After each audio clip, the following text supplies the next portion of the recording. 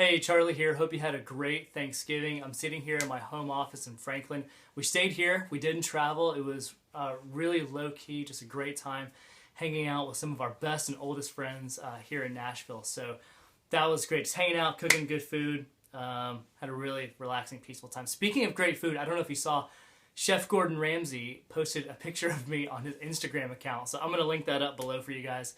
Just if you care. I don't know. It's just a weird, funny thing that happened and a little snippet into what it's like to be me, I guess. I don't know.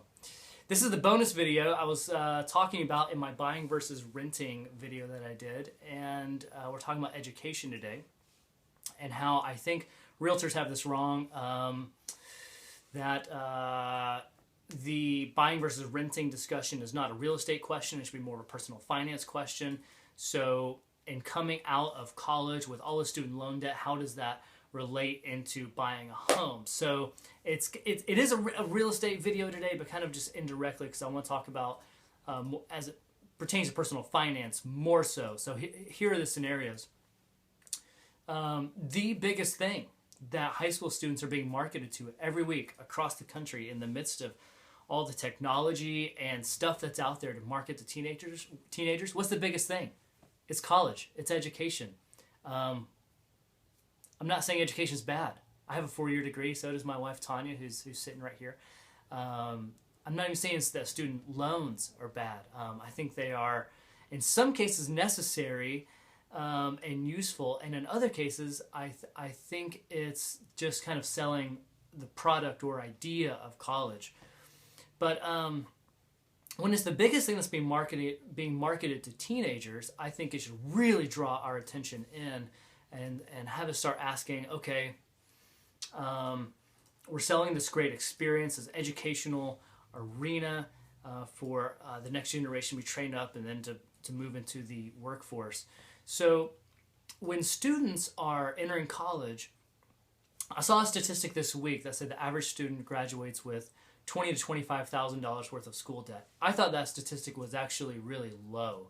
And just bouncing around ideas with friends and family, everyone's agreeing that seems really low. I think between 30 and 50,000, I'd open that gap a little bit more, but I think that's more of the idea for state school. For private school, I think we're looking closer to 6 figures.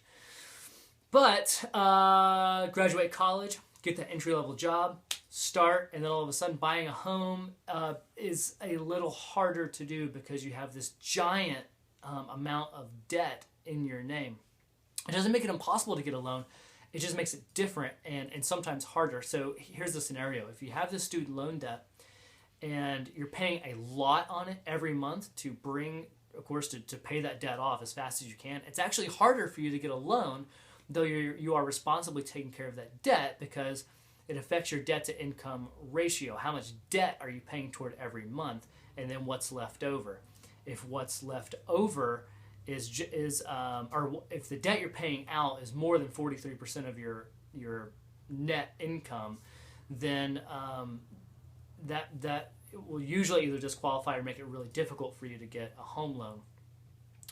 Interestingly, if you're paying down less or even just the minimum of your student loan debt every month, because less money's going out, your debt to income ratio looks a lot better, and you're usually able to either buy more home or just qualify in the first place. So that's kind of a weird thing. If you're paying down debt faster, it's harder to get a loan. But sometimes it makes sense. Pay off that debt before looking at getting pre-approval and starting that home search.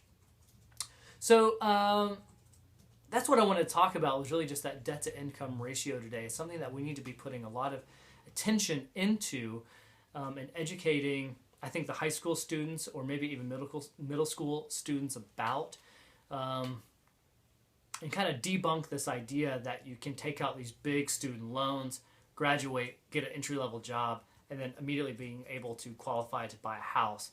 That's not often the case if you're trying to pay down those student loans very quickly, which I hope you're doing, because over time that compound interest, it just works so fast and hard against you.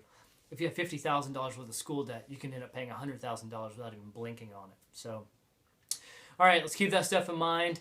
I'm going to do some more personal finance videos a little bit later down the line. Most are around real estate, as you would expect, but I'm having a lot of fun with this. I hope you are too. check out charlieknowshomes.com blog for some other things that I'm doing on there, and follow on the Facebook and the Twitter linked up below. Thanks, guys.